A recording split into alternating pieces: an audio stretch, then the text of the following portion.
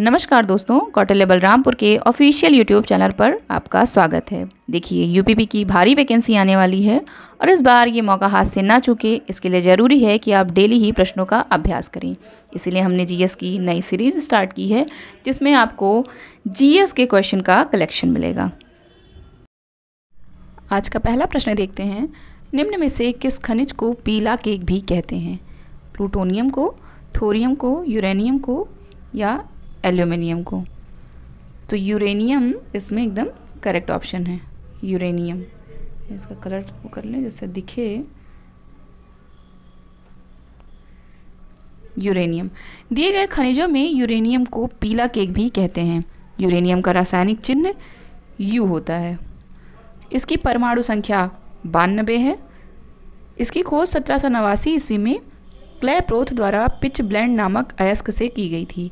1896 में Henry Becquerel ने uranium में रेडियो एक्टिविटी की खोज की।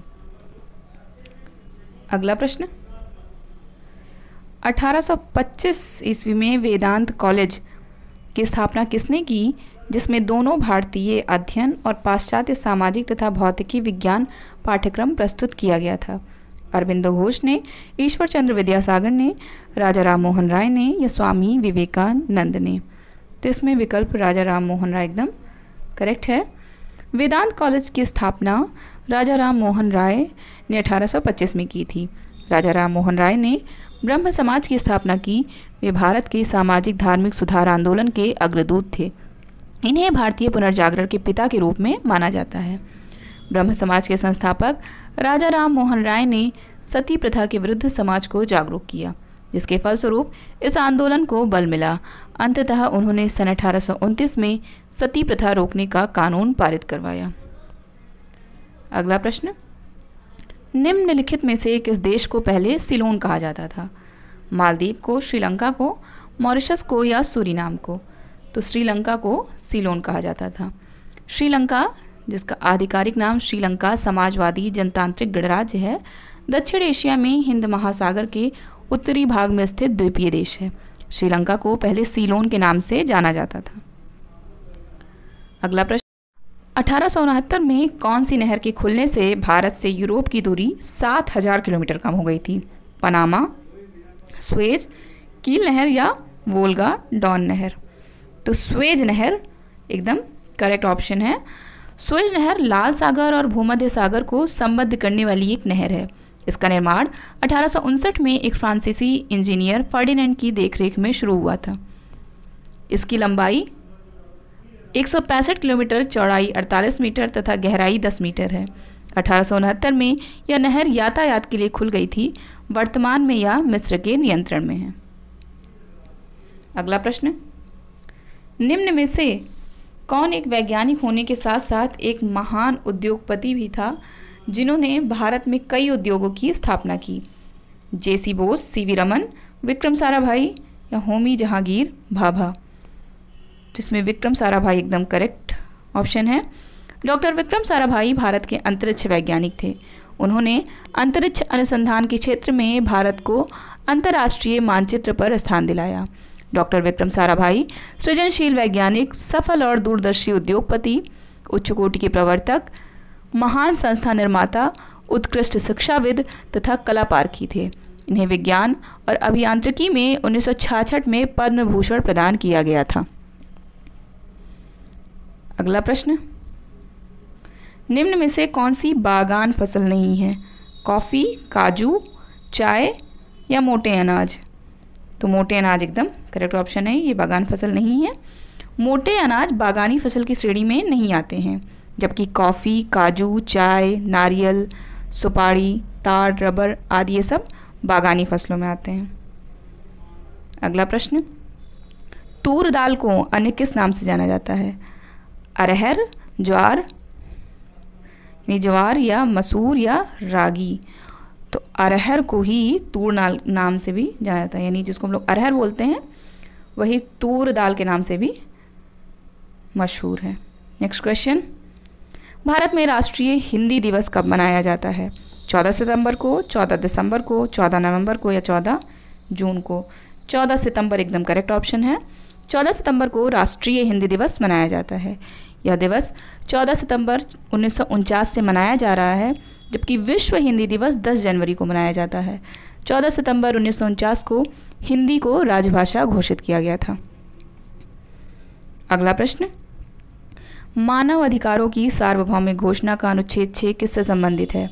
कानून के समक्ष एक व्यक्ति के रूप में मान्यता का अधिकार, सक्षम न्यायाधिकरण द्वारा प्रतिकर का अधिकार, मनमानी गिरफ्तारी और निर्वासन से स्वाधीनता, या कानून के समक्ष समानता का अधिकार? तो कानून के समक्ष एक व्यक्ति के रूप में मान्यता का अधिकार, आर्टिकल 6 इसी से रिलेटेड है। संयुक्त राष्ट्र के चार्टर में यह कथन था कि संयुक्त राष्ट्र के लोग यह विश्वास करते हैं कि कुछ ऐसे मानवाधिकार हैं जो कभी नहीं छीने जा सकते। संयुक्त राष्ट्र संघ ने 10 दिसंबर 1948 को मानवाधिकारों की सार्वभौम घोषणा अंगीकार की थी, जिसके अनुच्छेद 6 के तहत हर किसी को हर जगह कानून के निगाह में व्यक्ति के रूप में स्वीकृति प्राप्ति का अधिकार है। अगला प्रश्न, नेशनल स्टॉक एक्सचेंज का मुख्यालय कहाँ है? चेन्नई, दिल्ली, मुंबई या बेंगलुरु? मुंबई एकदम करेक्ट ऑप्शन है। नेशनल स्टॉक एक्सचेंज भारत का सबसे बड़ा स्टॉक एक्सचेंज है। इसका मुख्यालय मुंबई में स्थित है।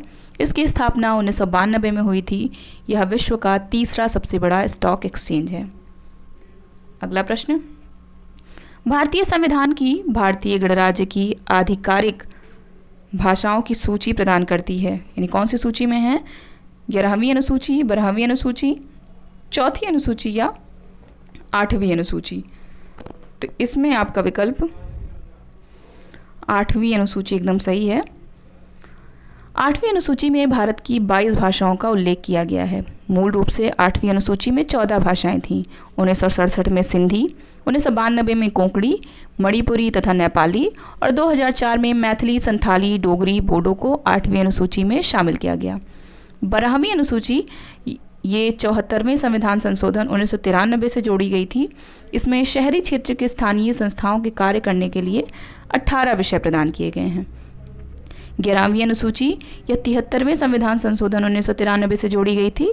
इसमें पंचायती राज संस्थाओं को कार्य करने के लिए 29 विषय प्रदान किए गए हैं।